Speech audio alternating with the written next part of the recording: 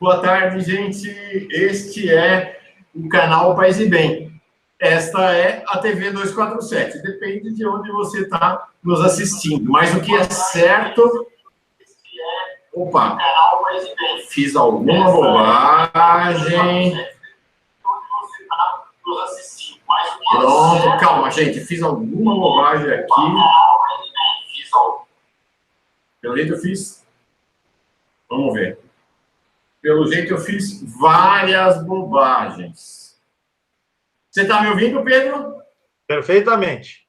Então tá bom. Eu acho que eu abri um monte de janelas aqui e acho que eu ouvindo o eco da minha voz, mas acho que estamos ao vivo. O pessoal pode me dizer se estamos ao vivo. Como eu estava dizendo, você pode estar ou no canal Paz e Bem ou na TV 247, mas você está no lugar certo, que é o curso Canudos, o Belo Monte, de Antônio Conselheiro, terceira aula com o professor Pedro Lima Vasconcelos. O curso está tendo uma repercussão enorme. Estávamos comentando antes de entrar no ar, Pedro e eu, mais de 7 mil pessoas, mais de 7 mil visualizações da aula número 2, sobre a evolução de Canudos, Belo Monte, na bibliografia brasileira. Hoje é um tema apaixonante, me parece que será um tema de grande, surpreendente, que é examinar o cotidiano, o dia a dia, em Canudos, Belo Monte, no arraial de Antônio Conselheiro, no arraial liderado por Antônio Conselheiro, e ver como é que se deu o aniquilamento dessa fantástica experiência. Boa tarde, Pedro Lima Vasconcelos. Uma alegria a gente estar junto no curso pela terceira vez, terceira aula hoje. Boa tarde, Mauro. Boa tarde, comunidade conselheirista. E já que formamos esta comunidade, eu inicio com a saudação que se costumava fazer no Belo Monte, naqueles dias tão sonhados e que ficaram tão nostálgicos na memória de quem sobreviveu à brutalidade da guerra que o destruiu. Louvado seja nosso Senhor Jesus Cristo, e a resposta era: para sempre seja louvado tão bom Senhor. Portanto, nesse espírito do bom Jesus que estabelece o seu arraial, porque o arraial também era chamado de arraial do bom Jesus. Vamos lá, tomar contato com essa vida, com esse cotidiano, com esse dia a dia. Agora, Mauro, se você me permite, já que você fez alusão aí ao nosso encontro passado, queria fazer duas retificações, para que as indicações feitas fiquem as mais exatas possíveis. Se você me permite. Então, a primeira, muito rapidamente, aquele texto do Odorico Tavares, Canudos 50 anos depois, ele originalmente compôs uma obra mais larga, chamada Bahia, Imagens da Terra e do Povo, uma obra feita, né, com a fotografia de Pierre Verger. Esse material, então, tratava da Bahia como um todo, e um capítulo tratava de Canudos. Esse material serviu depois para uma reportagem na revista Cruzeiro. O livro saiu em 51, a revista O Cruzeiro, com essa reportagem saiu em 53, e só na década de 90 é que esse material foi recolhido numa separata para ser publicado com o título com que nós apresentamos o material de Odorico Tavares, Canudos 50 anos depois. Essa é a primeira retificação. A segunda é aquela referida ao texto do Estadão, que eu apresentei como expressão no século XIX de uma fake news ou de uma pós-verdade.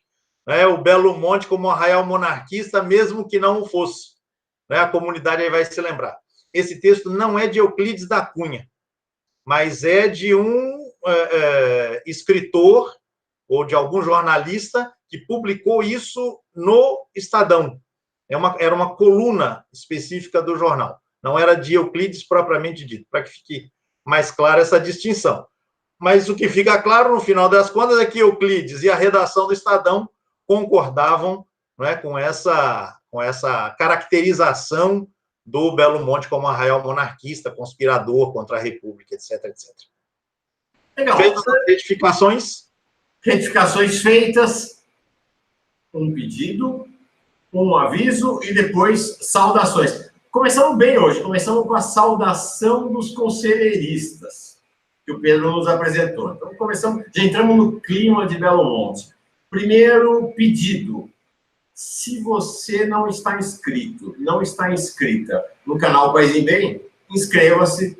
A nossa comunidade está crescendo, a ideia de uma espiritualidade plural e de paz, eu acho que cresce cada vez mais, eu acho que está viralizando, como dizem os mais jovens. Então, inscreva-se no canal Paz e Bem, aí você vai lá no botão de inscrição e do lado tem um sininho para você receber as notificações dos programas, das atividades que acontecem aqui no canal Paz e Bem.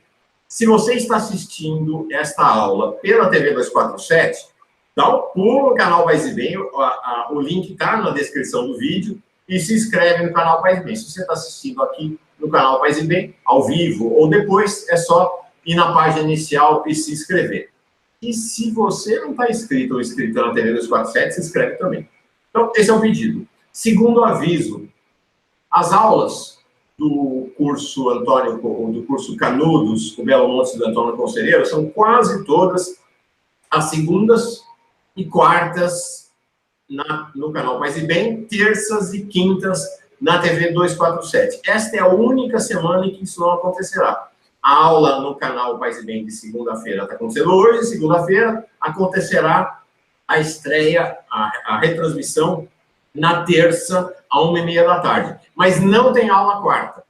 A aula da quarta vai ser na sexta-feira por conta de compromissos acadêmicos assumidos pelo professor Pedro Lima Vasconcelos antes do início do curso. Então, esta semana, o curso Paz e Bem acontece segunda no Paz e Bem, terça na TV 247, sexta no canal Paz e Bem, sábado na TV 247. Semana que vem volta ao esquema normal, segundas e quartas, terças e quintas. Tá bom? Então, agora, saudações. Silvia Proença, já estava esperando antes de começar. A Jaissa de Campinas presente, também na época, no momento ainda de aguardar. O Antônio Guerra Cota, já nós falamos hoje no Giro das Ondas, né, Antônio? Nossa conversa hoje está vindo desde cedo. Raquel Calderaro, César Capitânio, de Guatambu, Santa Catarina. A Jaissa está fazendo já uma pergunta que eu sugiro, Pedro, que você insira na apresentação de hoje, eu coloco no final, que ela está perguntando: a Organização Social de Belo Monte, além de incomodar os coronéis na elite da região, representava alguma ameaça real ao Estado republicano daquele período? Acho que é algo que você, ou ao longo da aula, ou no final da aula, pode responder. O César Capitânio, que é de Santa Catarina, está falando de um conflito que guarda alguma equivalência com Canudos, alguns anos após o contestado. César, espera lá que contestado vai entrar na nossa agenda. Depois do curso de Canudos vai ter contestado aqui entre nós, sim. A Cris e a G da Anima estão aqui presentes. O André já está começando a fazer uma resposta aqui para a pergunta da Jaissa. Elvira Gonçalves, bem-vinda. É muita gente chegando. A Sônia Mourão, a Maria José da Biblos, também agradecendo a tua presença. Todo mundo aqui muito solidário às vítimas de Brumadinho, né? O país está em estado de choque aí nesses últimos dias devido ao crime, ao novo crime da Vale, agora em Brumadinho. Bom, muita gente chegando. O Igor Zidro, Rodante Antônio, reclamando que tem muito eco. Acho que vai melhorar agora que eu vou fechar aqui a transmissão, tá? A Val Véssima. Bom, todo mundo seja muito bem-vindo. Quero ir direto agora para a aula, senão só vou ficar dando boas-vindas para todo mundo que chega aqui, a gente vai conversando ao longo da aula. Pedro, tá com você. O que era o cotidiano desse tal de Belo Monte de Antônio Conselheiro? Então, vamos lá. O convite, como o Mauro já antecipou, é que nós façamos uma viagem no tempo e pelos sertões da Bahia ao encontro desta vila, chamada por um dos seus inimigos de a grande aldeia do Rio Sagrado. Afinal de contas, essa vila, Canudos, que se torna Belo Monte, ficava à beira do rio Vaza Barris. E o caminho que eu proponho nessa tarde, ele tem basicamente 3 momentos. Então, vamos pensar um pouquinho sobre o processo de formação do Belo Monte, a partir de uma vila já existente, chamada Canudos. Depois vamos pensar no cotidiano propriamente dito. O que é que essas pessoas faziam? O que é que tomava os seus esforços? O que é que motivava as suas atividades? Quais eram os objetivos que essas pessoas buscavam? O que é que as orientava nessa lida cotidiana?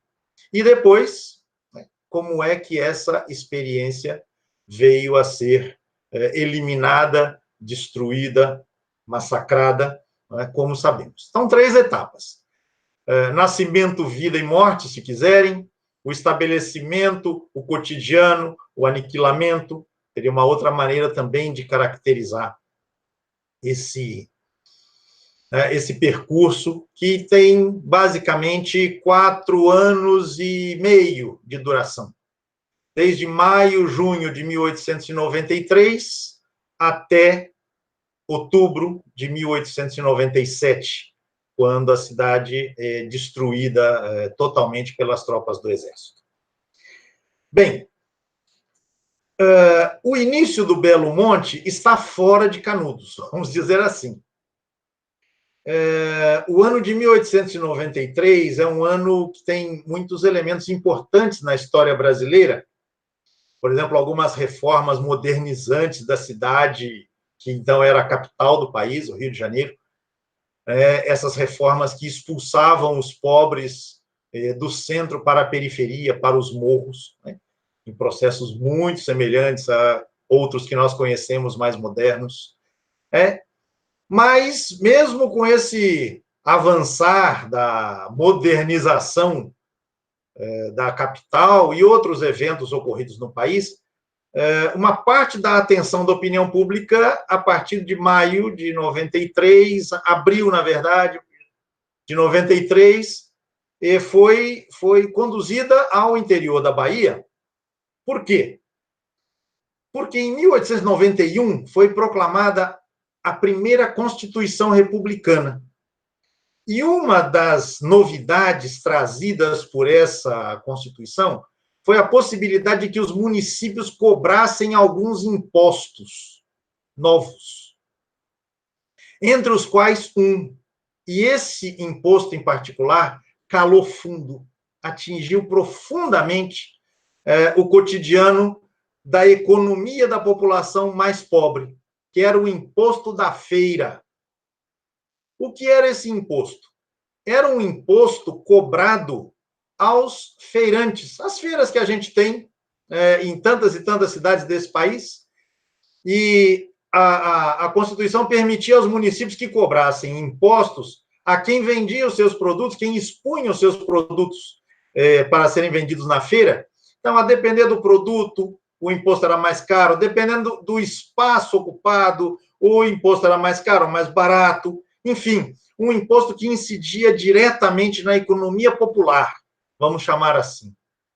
E esses impostos, eles calaram fundo. E começou a haver uma série de protestos contra esses novos impostos em várias cidades, em várias vilas no interior da Bahia.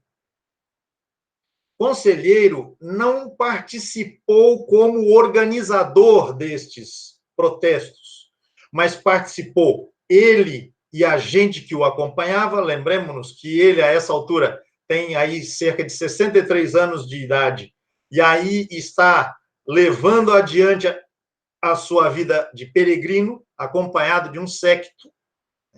Vamos ter que tratar desse período anterior da vida do conselheiro, com certeza, mas não será hoje. E o conselheiro, então, apoia esses movimentos. E o Manuel Benício, que eu citei semana passada, como exemplo de um jornalista e romancista que reproduziu, refletiu com uma sensibilidade muito maior que a de Euclides os traços da cultura sertaneja, ele registrou uma situação em particular da incidência desse imposto. Eu vou me permitir ler aqui o parágrafo com a descrição que Manuel Benício faz. Aliás, Mauro, hoje eu queria propor à nossa comunidade que nós acompanhássemos com muita atenção textos escritos na época a respeito do assunto, porque eles nos levam para a cena, eles nos fazem imaginar o que pode ter acontecido, ou como pode ter acontecido. Eu chego a dizer para os meus alunos, alunas, que são textos que deveriam ser lidos de olhos fechados, porque aí as cenas vêm mais vivas, né, à nossa imaginação. Essa é uma dessas passagens. Então, proposta, todo mundo fecha o olho agora para ouvir o Pedro Lima Vasconcelos ler. Pois é, vamos lá. À feira da vila de Xorroxó, chegara uma pobre velha de nome Benta a vender uma esteira que deixara no chão. O arrematante do imposto exigia 100 réis pela porção de terreno que a esteira e a pobre velha ocupavam. Então, a mulher tinha que pagar imposto, inclusive pelo espaço que ela ocupava, sentada ou em pé, para vender ali o seu produto. Esta, a velha, que apreciava o valor da esteira em 80 réis, o imposto era 100, ela reclamou, queixou-se em voz alta ao povo, chorando, lastimando-se. Conselheiro, na prédica que fez nesta noite, referiu-se ao caso da velhota, alegando: eis aí o que é a república. E não vamos esquecer do sotaque nordestino. A república. O cativeiro. Trabalhar somente para o governo. É a escravidão anunciada pelos mapas que começa. Não viram a tia Benta? É religiosa e branca. Portanto, a escravidão não respeita ninguém? Esse teria sido o enredo, né, da prédica que o conselheiro, do sermão que o conselheiro fez a gente que o acompanhava naquela noite, interpretando, portanto, que a República avançava, né, aprofundava a lógica da escravidão que supostamente tinha sido extinta. Bem, o conselheiro, ele passa então a ser visto como aquele que instiga os protestos contra os novos impostos. Essa notícia alarma os fazendeiros, alarma as autoridades, os juízes, que pedem uma intervenção do poder policial do Estado. E no dia 26 de maio de 1893, acontece um evento, um combate entre as tropas da polícia e a gente do conselheiro e mais outras pessoas que participaram dos protestos contra os impostos. E nesse embate do Maceté, assim é conhecida a vilazinha em que o combate aconteceu, a polícia foi posta para correr. Ou seja, eram poucos policiais e a multidão contrária era numa proporção muito maior. E isso ainda antes de Canudos, então. Antes, estamos falando do nascedouro. E no entendimento do conselheiro, essa situação indicava a necessidade de que ele tinha que suspender a sua vida itinerante. A sua vida estava colocada em risco, a vida dele e de sua gente. E então ele toma a decisão de se deslocar 120 quilômetros acima de Maceté, na direção do norte, portanto, mais longe de Salvador, que está mais para o sul, e com a perspectiva de quê? De se proteger de uma repressão policial que ele acreditava que viria logo, já que a primeira força não tinha sido capaz de dar conta da tarefa que lhe tinha sido atribuída. Então, nós temos registros desse caminho que o conselheiro faz, depois do combate de Maceté, na direção da vila de Canudos, 120 quilômetros mais ao norte. E a Canudos, ele chega, diz a tradição, acho que a gente já mencionou isso aqui, no dia 13 de junho, portanto, quase 20 dias depois desse embate, né? Bem, esse embate, Mauro, ele mereceu notícias nos jornais de Salvador, mas a coisa chegou até o Rio de Janeiro, e com isso, de alguma maneira, começa a dar elementos para responder à pergunta que uma das pessoas aí da comunidade conselheirista colocou, né? Até que ponto ou de que maneira o Belo Monte vai atingindo, né? Tocando, interferindo na estrutura do Estado republicano como tal. Quem colocou foi a Jaiça Lima Santana, sobre essa questão da repercussão de conselheiros sobre a República, né? Exatamente. Então, Machado de Assis, sempre o Machado, ele fica sabendo dessas notícias, desses conflitos, das motivações para esses conflitos, e ele escreve numa das suas crônicas de maneira bem humorada. Um fanático anda aconselhando aos contribuintes que não paguem impostos. Já destroçou 50 policiais, matando alguns. Marcharam contra ele forças de linha. Não deis a César o que é de César. Tal é a máxima desse chefe de seita. Essa citação, obviamente, é uma paráfrase, né, pela negativa que Machado faz do texto bíblico. Ela é espetacular, porque ela mostra, né, o espírito de protesto religioso, né, ou da matriz religiosa desse protesto, né, que é um elemento fundamental para a gente entender a configuração do Belo Monte. A outra referência que eu queria fazer em relação a esse movimento que o povo faz com o conselheiro na direção do Belo Monte é a de um sertanejo, filho de pessoas que conheceram o conselheiro, embora não tenham ido viver com ele no Belo Monte.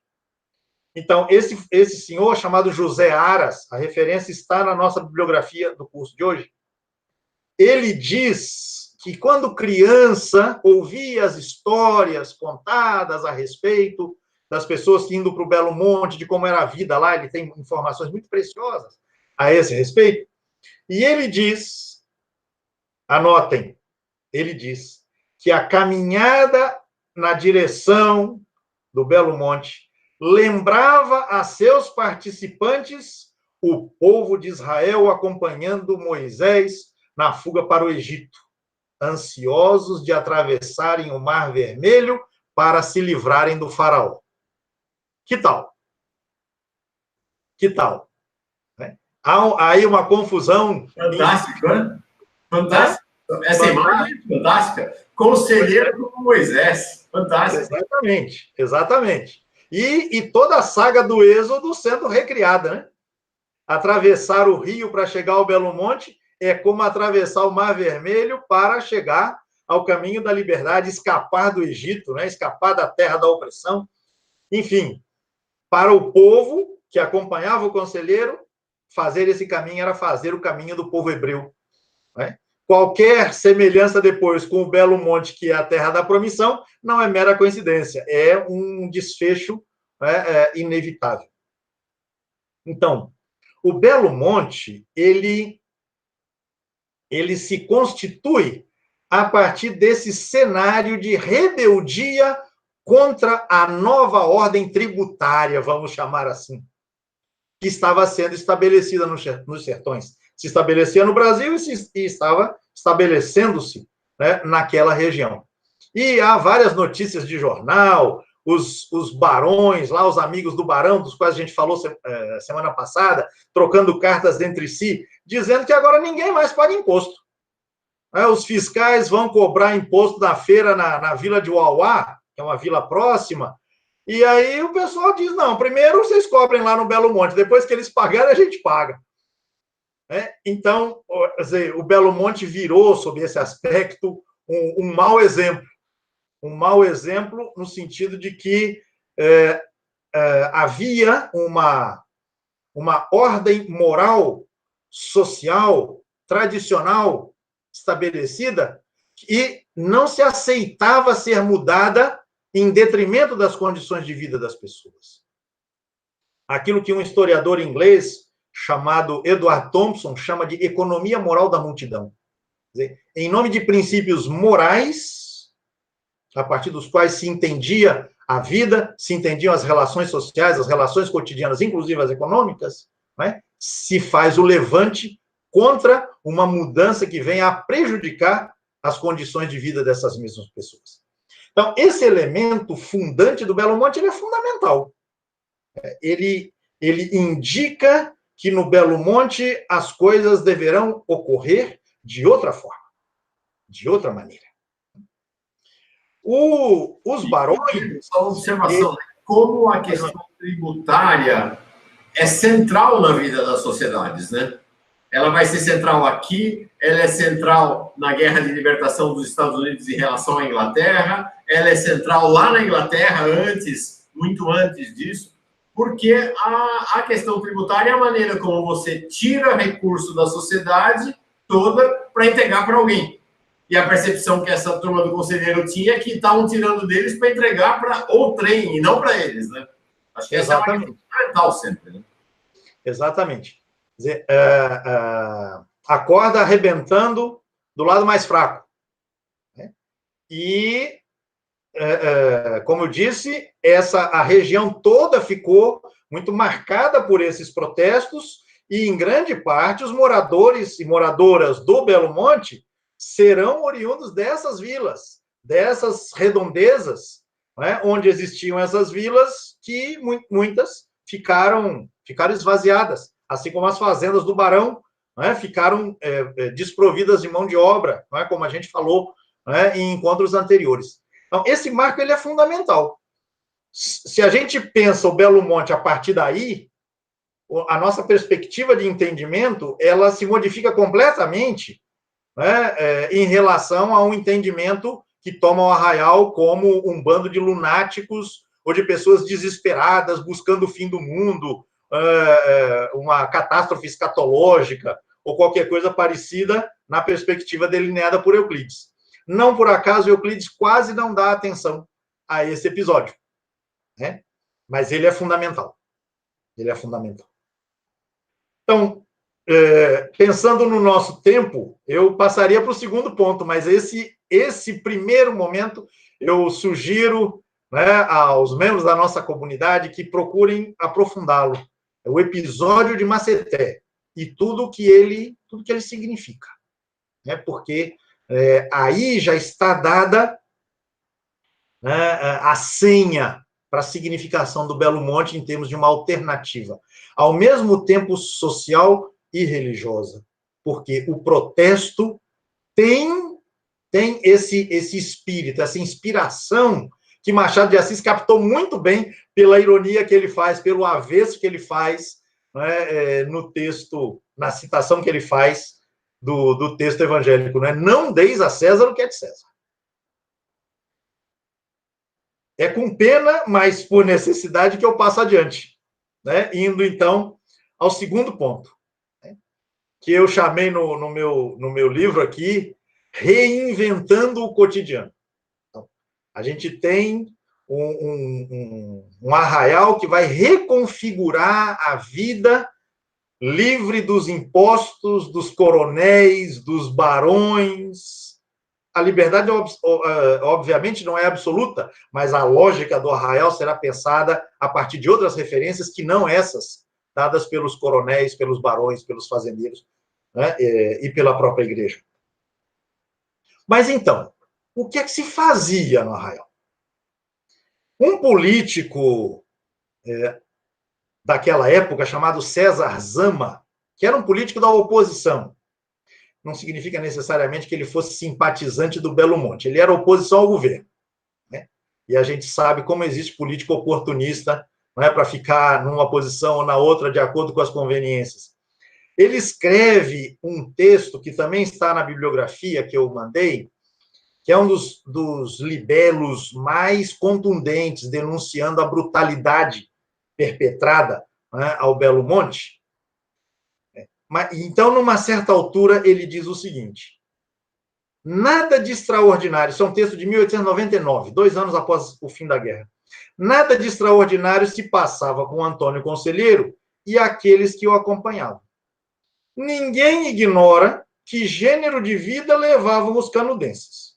Agora, anotem. Eles plantavam, colhiam, criavam, edificavam e rezavam. Plantavam, colhiam, criavam, edificavam e rezavam.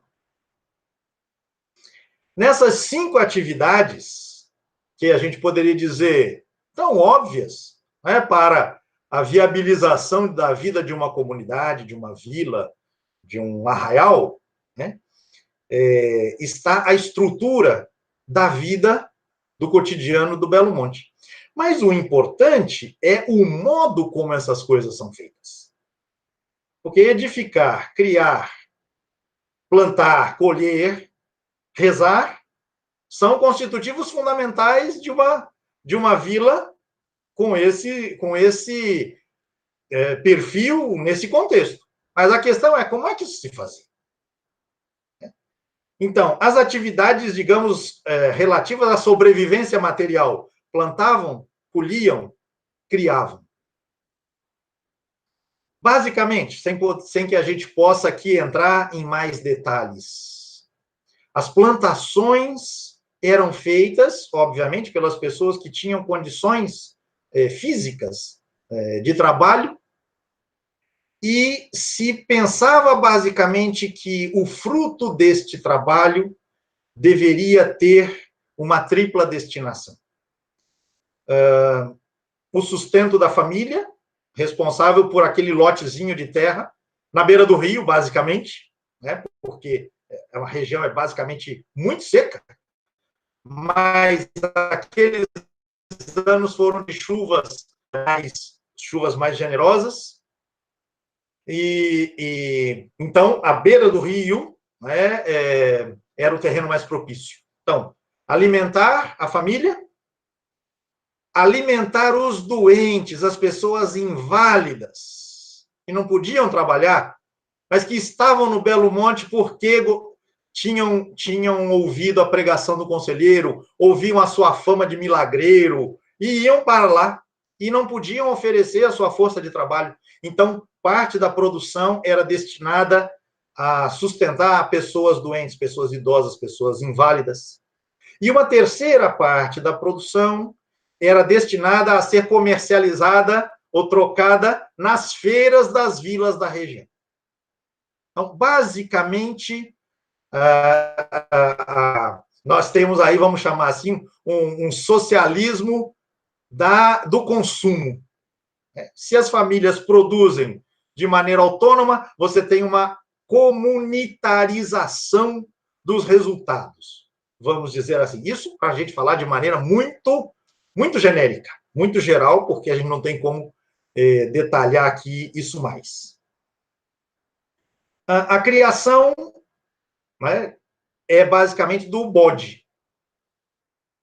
A carne do bode e o couro do bode. Detalhe importante, e nós vamos falar ainda de um outro detalhe mais adiante. O detalhe que eu menciono agora é que a carne do bode, do Belo Monte e das vizinhanças influenciadas por essa nova lógica, passou a ser muito apreciada por um pequeno detalhe que é fundamental. Entre as casas que tinham os bodes, não havia cerca, não havia arame farpado. E isso dava mais mobilidade para os bichos que podiam circular e, portanto, a carne era magra. E outro detalhe, o couro não sofria com o arame farpado, não rasgava. Né? Quando um bode queria, por exemplo, sair da propriedade de um e avançar para o outro e acabava arranhando o couro por passar entre os arames farpados. No Belo Monte, na região ali, isso não acontecia. Isto fez a carne e o couro de bode da região serem muito valorizados. E detalhe, tão valorizado, esse material, esse produto era exportado. Era exportado. E mais, isso fez o Belo Monte ganhar fama internacional. Quando acontecer a guerra e as notícias de que o Belo Monte resiste ao exército se espalharem no Brasil e no mundo, as ações brasileiras nas bolsas internacionais vão cair. Pasmem vocês. E a fama começa por conta da carne e do couro de bode daquela região. Já já vou mencionar um outro detalhe muito importante para a gente entender essa geografia do bode, que tem liberdade, pode andar, correr, a carne fica magra e o couro fica perfeito, sem arranhões, sem cortes. Aliás, vamos a este outro detalhe, porque a próxima atividade que o César Zama menciona é edificavam, né? Plantavam, colhiam, criavam, edificavam. E aí a gente vai pensar, bem, eles edificavam o quê? Fundamentalmente, 2 tipos de edificação: casas e igrejas. Vamos falar um pouquinho de cada uma.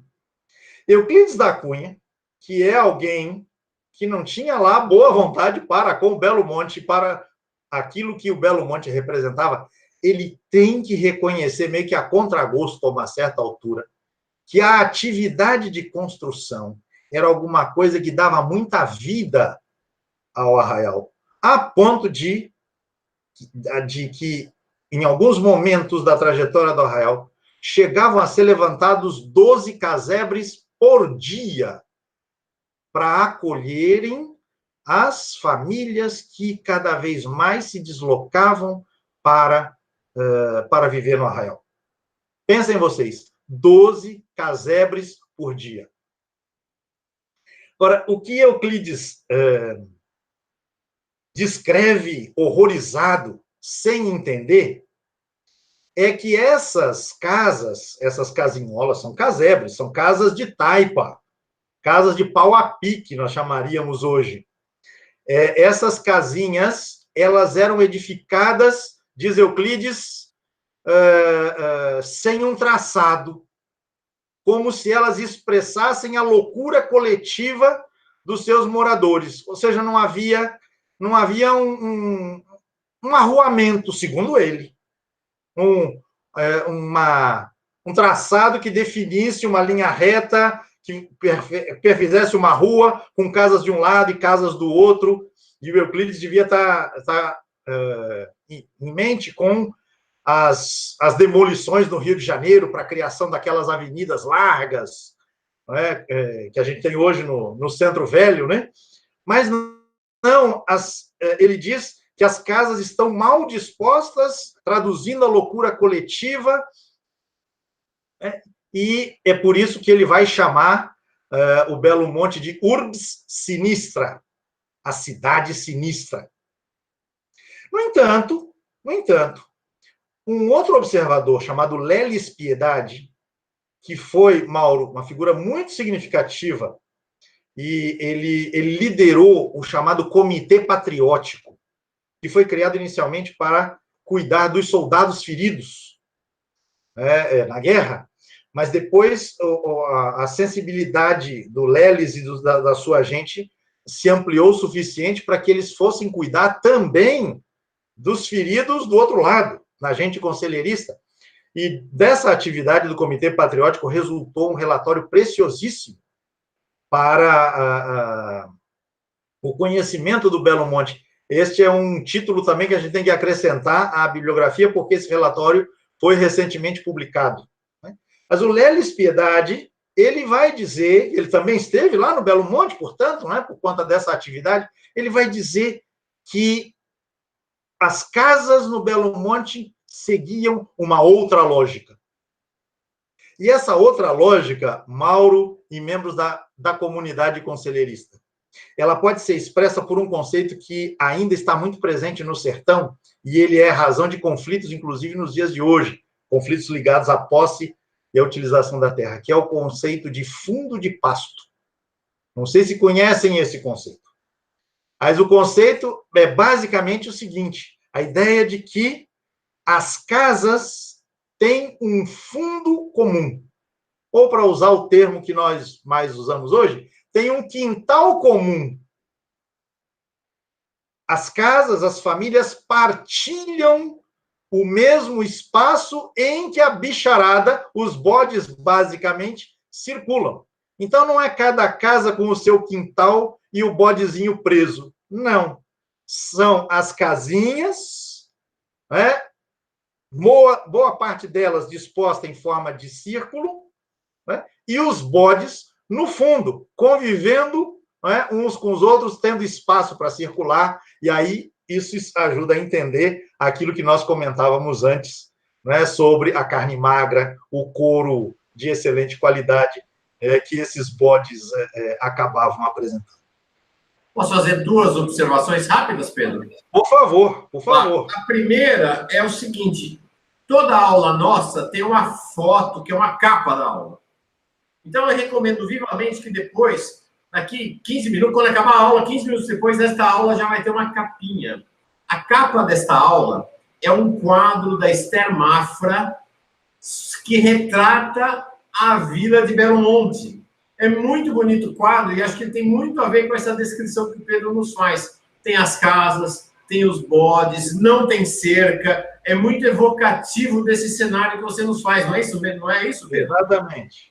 Exatamente. Então, vale a pena ver esse quadro da Esther Mafra, que é a capa da nossa aula de hoje, que ele nos transporta para esta existência do Belo Monte.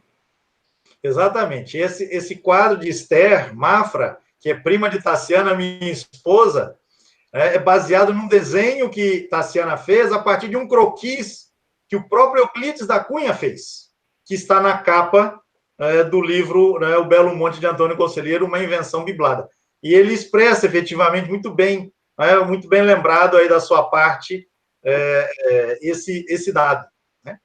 Claro que a gente tem que buscar isso principalmente no espírito, né, com que as coisas eram feitas, com que as coisas aconteciam. Né?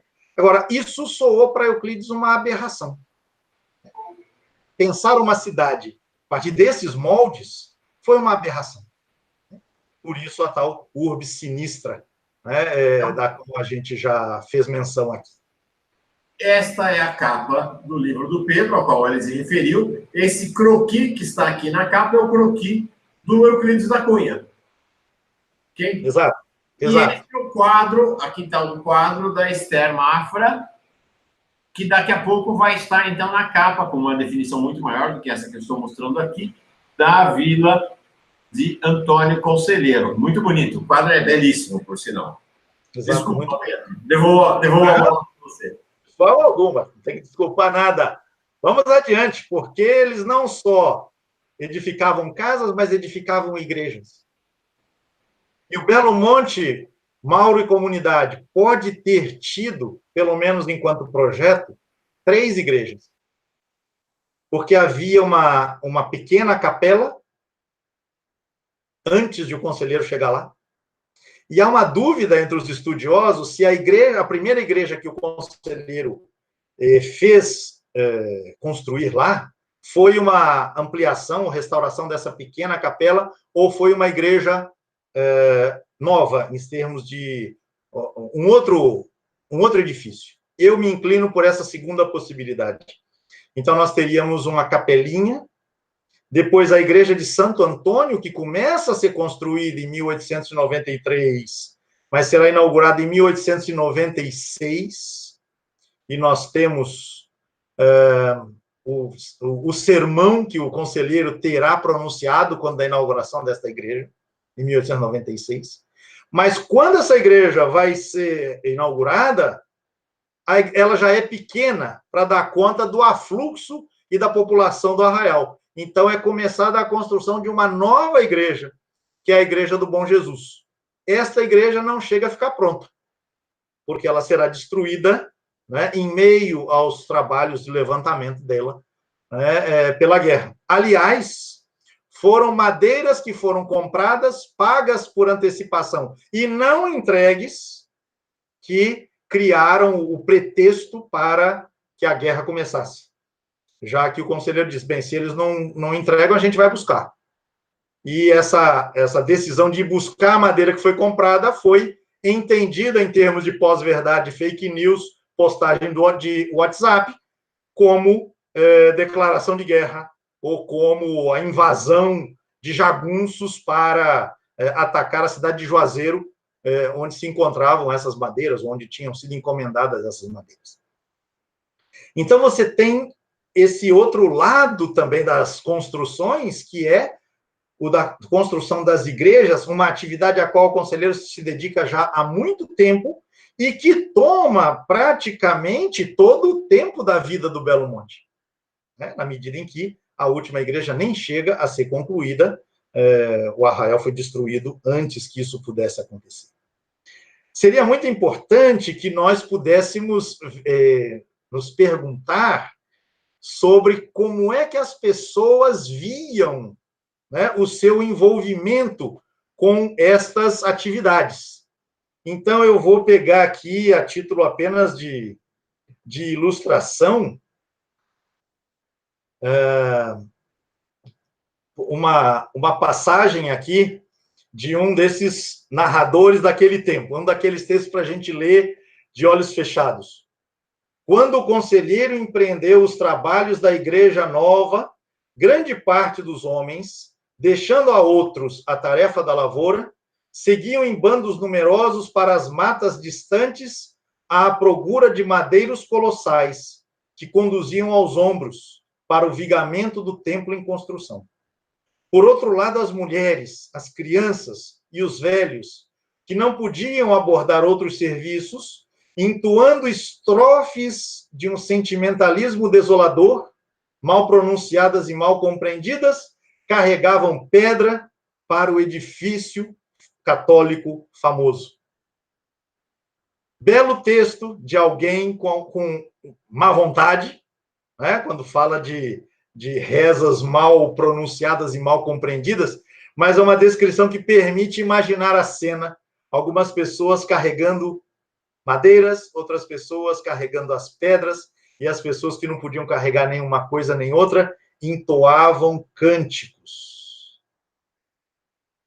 faziam rezas, né? E dessa maneira se envolviam com a construção desses templos. E com isso, passamos ao quinto item, referente ao cotidiano do Belo Monte, que o tempo parece que corre mais rápido quando a gente trata desses assuntos. Então, César Zama diz que o povo do Belo Monte rezava. E rezava muito. Um esclarecimento de cara. Quem leu Os Sertões vai dizer que a cadeia do Belo Monte ficava cheia de pessoas que faltavam às rezas. Isto é uma solene mentira. Essa mentira ela é desfeita pelo testemunho de várias pessoas, inclusive do Honório Villanova, que nós mencionamos semana passada, quando ele dizia quem gostava de reza ia rezar. E no outro lugar do depoimento dele dizia eu mesmo não gostava muito, né? Portanto, havia, vamos chamar assim, Mauro, liberdade religiosa no arraial. Mas isso não significa que a marca da oração, da prece, da vivência religiosa não fosse alguma coisa fundamental para entender o sentido do arraial para os seus moradores. Alguma coisa da qual a gente não pode abrir mão. Então, eu pego aqui algumas referências esparsas. Por exemplo, uma do já citado Frei João Evangelista de Monte Marciano, que descreve algumas das práticas realizadas no Belo Monte, que ele presenciou, e, obviamente, ele descreve com tintas muito carregadas, muito nocivas, muito envenenadas. Mas vejamos, as cerimônias de culto a que Antônio Conselheiro preside e que se repetem mais a miúde entre os seus, são mescladas de sinais de superstição e idolatria, como é, por exemplo, o chamado Beija das Imagens. Guardem esse nome, membros da comunidade, voltaremos a ele. O Beija das Imagens, a que procedem com profundas prostrações e culto igual a todos, sem distinção, como as do Divino Crucificado, a da Santíssima Virgem e quaisquer outras. Ou seja, nós estamos no terreno fertilíssimo, abundante, riquíssimo e tão mal compreendido terreno da religiosidade popular. de um catolicismo santeiro, um catolicismo que o Eduardo Ronaert chama de catolicismo sem padre. E um dos problemas que o Belo Monte vai enfrentar é essa relação entre o catolicismo sem padre e o catolicismo com o padre. Os santos serão rivais dos padres. Então, aqui, o elemento da devoção aos santos, que é uma marca do catolicismo brasileiro, basta ver o que a esse respeito dizem figuras como Gilberto Freire, Sérgio Buarque, entre outros. Uma outra passagem, essa é de Honório Villanova, o velho entrevistado por Nertan Macedo. Diz ele: as beatas rezavam o dia inteiro. Estavam sempre ajoelhadas no oratório, desfiando os rosários, cantando as ladainhas, até mesmo de madrugada. De manhã era o ofício, as novenas de Santo Antônio. Cantavam-se os benditos. À boca da noite começava o terço, diante das muitas imagens de santos trazidas pelo povo. Nossa Senhora, Santo Antônio, São Pedro, São João, os apóstolos. Rezava-se pela madrugada adentro o ofício de Nossa Senhora da Conceição. Bem, poderíamos avançar com outras referências tocantes sobre essa dinâmica, Mauro, você vai gostar disso que eu vou lhe dizer agora, quase monástica, no sentido de que você tem as horas das orações. Por exemplo, uma hora fundamental era às 6 horas da tarde, a hora da Ave Maria. E, detalhe, isso Euclides descreve de maneira preciosa. Às 6 horas da tarde tocava o sino, e quando os combates estavam acontecendo, eram suspensos pelos conselheiristas, às 6 horas da tarde. E aí os soldados ficavam envergonhados, porque muitos deles também eram católicos. Muitos deles também queriam rezar a Ave Maria. E aí, por força da vergonha e por força da religiosidade que os formou desde a sua tenra infância, os soldados acabavam suspendendo os combates também. Ou seja, os combates eram determinados pelas horas religiosas, pelas horas das preces. Agora, o outro dado que eu queria mencionar é que esse catolicismo, ele é um catolicismo muito sincrético. Ele é um catolicismo que mescla referências que vêm do mundo indígena, que vêm do mundo africano. O Belo Monte tinha uma dessas ruas, vamos chamar assim, que era chamada a Rua 13 de Maio, que abrigava principalmente escravos, ex-escravos, subescravos que não tinham ocupação, não tinham trabalho, iam se empregar nas fazendas onde antes tinham sido escravos e agora, com o Belo Monte, seguem para lá, vão morar na Rua 13 de Maio. Você vai ter uma outra rua, chamada Rua dos Caboclos. Era o nome com que grupos indígenas eram denominados. E, em relação a um grupo em particular, o dos índios Quiriri, que tinha uma relação com Belo Monte muito peculiar, eles ficavam um tempo lá, mas a vida deles era nômade, então eles viviam no arraial, mas ficavam fora e viviam também na sua aldeia de origem. Um depoimento de descendentes de sobreviventes de índios quiriris no Belo Monte diz que eles, os índios, sabiam rezar, acompanhavam a Ave Maria, cantavam muitos benditos, da igreja mesmo. Mas, ao mesmo tempo, os índios tinham as rezas deles imitando o santo ofício. Mas Mauro, ofício de índio. Bendito de Paca, louvado Tatu, amém, Teiu, para sempre Cutia, para sempre Caititu, amém. Sensacional! A recriação do saltério em plena Belo Monte, vivida, experimentada, por esses segmentos indígenas. Ou a dinâmica dos salmos com as preces próprias da religiosidade indígena. Muito emocionante essa informação que você traz, porque Belo Monte, então, passa a ser uma espiritualidade de convergência da espiritualidade católica sertaneja com a espiritualidade africana dos negros ex-escravos, com a espiritualidade indígena. É o que tem de melhor no Brasil. Exatamente, exatamente. Quer dizer, quando a gente fala catolicismo popular num contexto como esse, a gente já tem que pensar essa nova articulação, né? Porque tudo isso acontecia não no sentido de uma dupla ou tripla pertença. Isso acontecia de maneira harmonizada, articulada. Veja, por exemplo, uma outra referência, dando conta de que um grupo indígena em particular, durante muito tempo, não soube mais como refazer a festa da Jurema, que é uma festa tradicional em muitos grupos indígenas aqui do Nordeste. Jurema é uma erva, né, cujo consumo, cujo preparo e consumo permitem a comunicação com os espíritos. E o depoimento recolhido por uma antropóloga diz que, durante um certo tempo, essa comunidade indígena não soube mais fazer o ritual da Jurema. Por quê? Porque os pajés tinham ido para o Belo Monte e tinham morrido lá.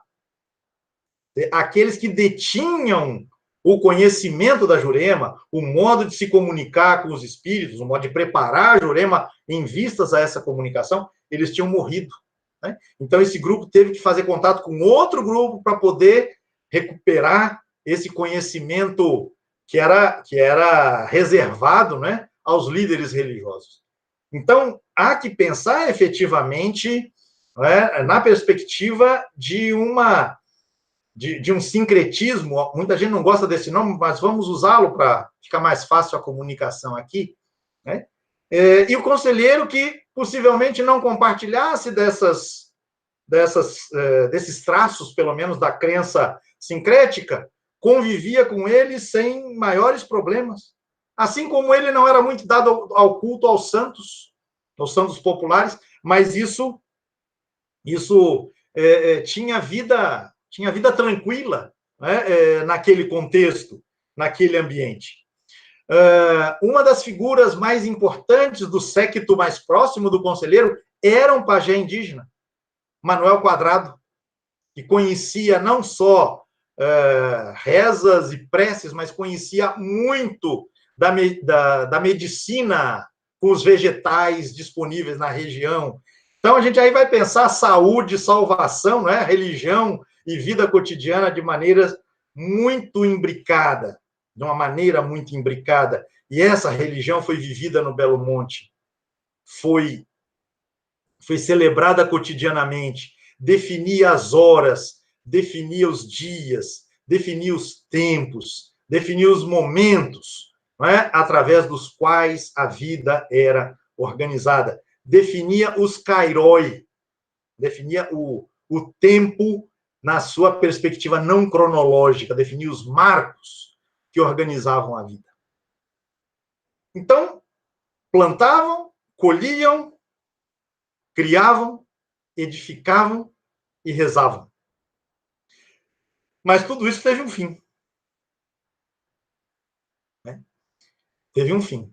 E teve fim um outro elemento que eu também preciso mencionar antes de passar muito rapidamente. Estou vendo que o nosso tempo avança correndo demais. Um outro elemento que também foi captado à distância por Machado de Assis. Numa das crônicas em que ele trata do tema, ele se pergunta qual é o vínculo que une tão fortemente essa gente toda ao seu líder. Porque toda essa dinâmica de organizar o trabalho, o plantio, a criação, as edificações, as rezas, tem no fulcro, tem como figura referencial fundamental o próprio conselheiro. Então, é o vínculo com o padrinho. O padrinho é o conselheiro, a madrinha é Nossa Senhora. O padrinho é aquele que diz as palavras para o bem, é aquele que ensina só coisas boas, é aquele que ensina a regra, dizia lá o Honório, né? Para que todos tratassem das coisas como se fossem de todos, sendo de todos. Em tudo isso teve um fim por uma guerra brutal. A pergunta que a nossa colega, cujo nome eu já esqueci, mas ela... Exato. Já isso já não tem como, mas... ela faz bem, o Belo Monte ameaçou o Estado republicano, e talvez a gente pudesse pensar, né, como efeitos, né, que vão sucedendo. Aí, quando você joga uma pedra num lago, essa pedra vai formando ondas, essas ondas vão se ampliando, vão se ampliando, vão se ampliando. Então, o Belo Monte, ele, nessa lógica alternativa, no que diz respeito aos trabalhos cotidianos e ao horizonte escatológico, ao horizonte da salvação após a morte, né? A comunicação com o transcendente, essa alternativa incomodava a muitos. Incomodou o barão. O barão lamenta, a gente já mencionou aqui, que as suas fazendas e as fazendas dos seus compadres, barões também, tenham ficado praticamente vazias, carentes de mão de obra, obviamente mão de obra subescrava, mal remunerada, trabalho em más condições, obviamente, esse trabalho que o pessoal que está no poder hoje quer restaurar, né? Então, incomoda os coronéis, incomoda o Barão de Jeremoabo em particular, Mauro, por um detalhe. O Barão de Jeremoabo é inimigo político do governador. E uma das razões que explicam por que o Belo Monte durou 4 anos e não durou apenas 1 ou 1,5, é que o governador apostava na desestruturação daquela região onde o barão exercia o seu controle político. Ou seja, o Belo Monte servia aos propósitos do governador para destruir politicamente seu inimigo. Não sei se fica clara a reflexão aqui, que eu tento fazer muito rapidamente. Então, o Belo Monte vai sendo colocado dentro da trama política, né, que envolve quem está no poder e os inimigos e que querem derrubar o governador e tomar o poder no lugar dele. E o Belo Monte se vê arrastado a essa conjuntura conflitiva na qual ele não queria meter-se. Incomoda por causa dos impostos, o problema dos impostos continua, a ordem tributária não foi reinstalada, né? Em torno do Belo Monte, né, essa alternativa se manteve. Então, são esses efeitos que vão ampliando-se. Agora, um outro elemento vai ajudar a fazer com que o conflito adquira dimensões nacionais. O vice-presidente da República é um político baiano, o vice-presidente do Prudente de Moraes. Ele é baiano e ele está no exercício da presidência quando a guerra contra o Belo Monte ela está acontecendo. O Prudente está afastado por motivo de doença e o Vitorino Pereira assume o poder e ele pretende, de alguma maneira, utilizar a guerra contra o Belo Monte como o elemento pelo qual ele dá o golpe no presidente e assume o poder. Está vendo só como eu sei colocar ordem? E ele, então, nacionaliza o conflito. Né? Na medida em que 2 expedições policiais do Estado não dão conta de debelar, né, o Belo Monte, e o conflito começou lá com aquela compra das madeiras, né, que eu mencionei, então Vitorino Pereira puxa o conflito para o Rio de Janeiro. E com isso ele nacionaliza o conflito. E aí o Belo Monte se vê metido numa outra lógica, né, que é a lógica do conflito pelo poder federal. Nós mencionamos isso em encontros passados. Grupos monarquistas, grupos republicanos ligados aos militares, ao antigo governo, que era o de Floriano, e o grupo civil mais ligado à burguesia cafeeira de São Paulo e também de Minas. Então, é nesse sentido que o Belo Monte se torna um tema nacional, e aí ele é transformado naquele monstro monarquista do qual nós falamos, né, em encontros passados.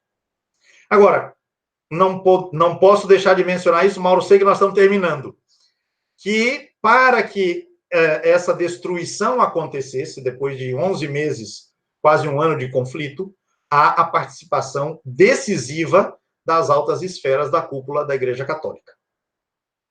Por quê? Nós temos um conflito que vem de longa data entre Antônio Conselheiro e muitos padres, porque o conselheiro é visto como uma liderança religiosa alternativa àquela da igreja instituída, que é a liderança dos padres. Esse conflito vem de longa data, né? E no Belo Monte, nós vamos ter a missão do Frei João Evangelista, que acontece com o propósito de dissolver o arraial por meios brandos. E na medida em que isto não acontece, então Frei João publica o relatório, né? Nós já mencionamos isso, né? Pedindo a destruição do arraial, porque ali as leis da República não são obedecidas, e aquilo é uma seita, né? Permeada de idolatria e de desvios da doutrina católica. Então, para a igreja, a destruição do Belo Monte, ou pelo menos para as altas esferas da cúpula, até o Papa Leão XIII se envolveu nessa história.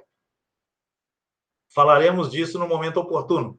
A destruição do Belo Monte significaria a possibilidade de a Igreja Católica, da hierarquia católica, retomar o controle direto, né, sobre a população, sem a mediação desta figura que concorria com vantagem, né, com os padres, com as lideranças religiosas que existiam no sertão daquela região. E assim foi feito, né, a aliança entre igreja e Estado, então, perpetra este massacre, né, contra o Belo Monte. 5 de outubro de 1897, data do último conflito. 4 pessoas, diz o Euclides, 2 homens, um velho e uma criança, diante dos quais rugiam raivosamente 5.000 soldados. Nós vamos ainda tratar disso tudo. Nós temos, ainda estamos, são 8 encontros, hoje é o 3º apenas. Então, vamos tratar da guerra, vamos tratar da Igreja Católica, vamos tratar dos escritos de conselheiro, vamos tratar da visão euclidiana. Há espaço para tudo isso.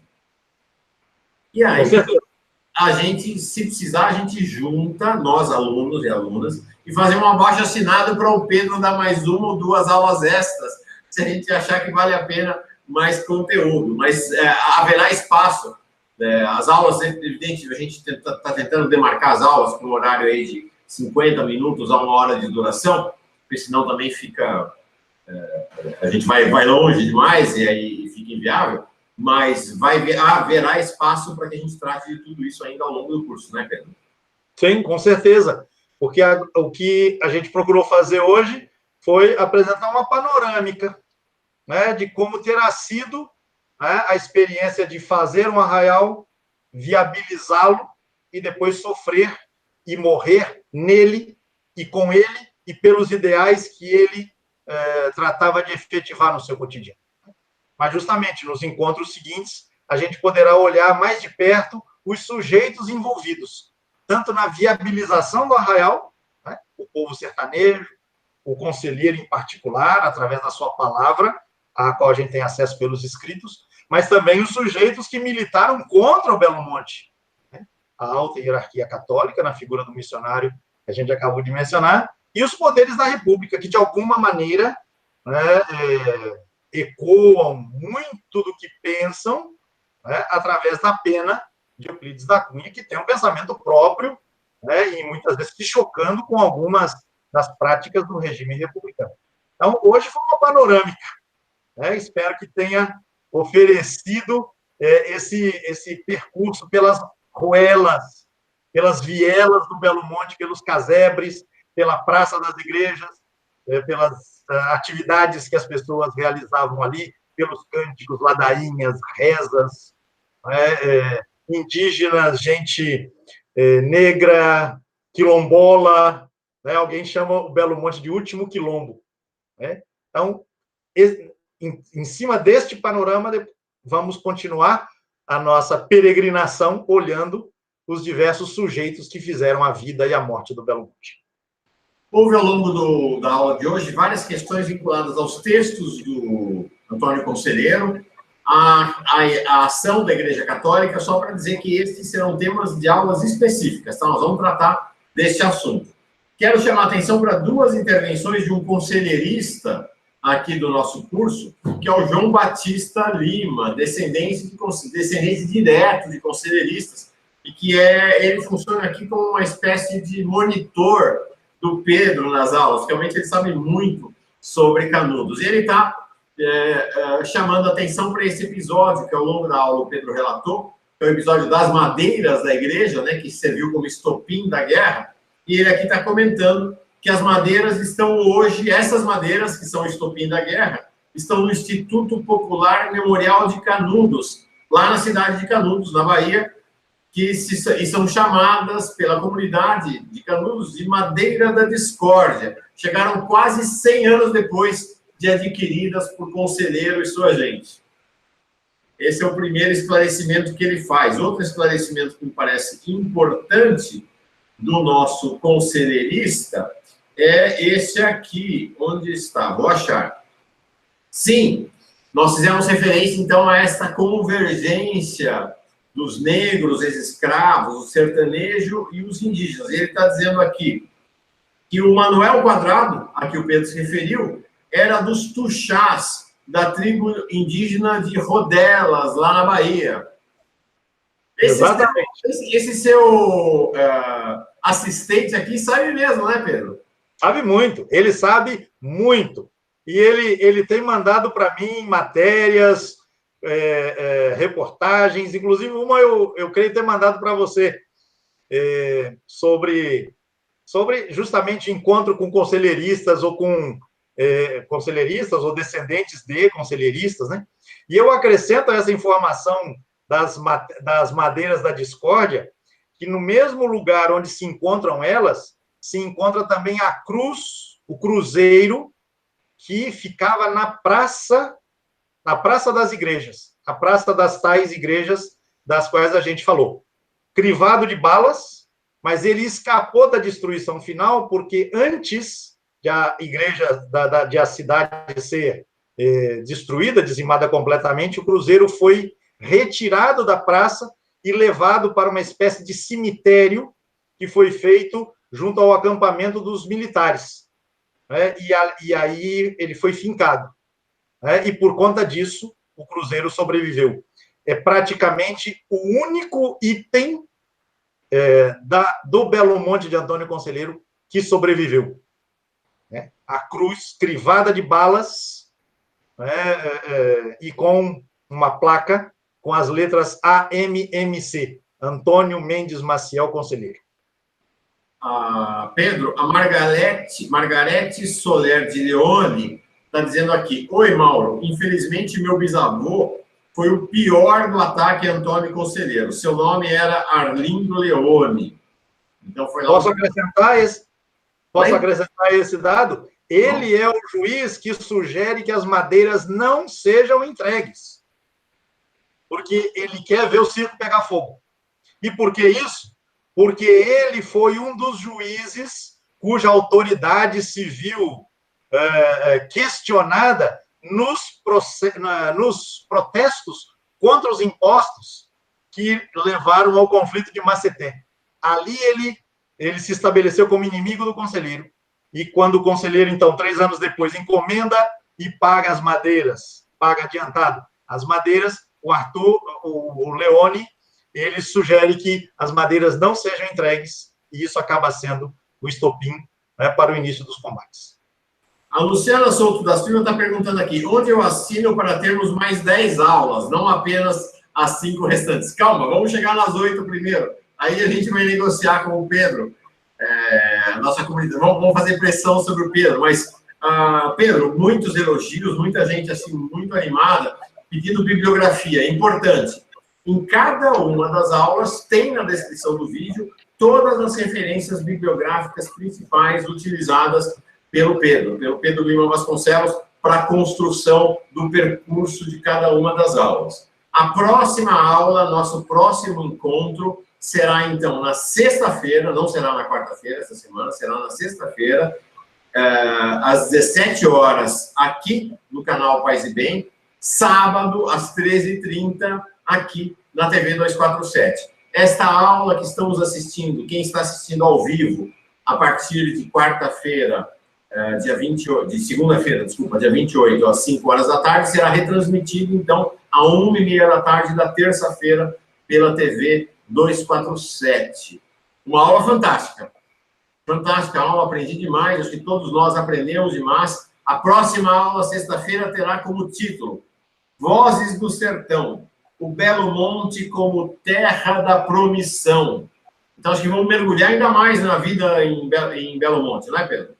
Exatamente, exatamente.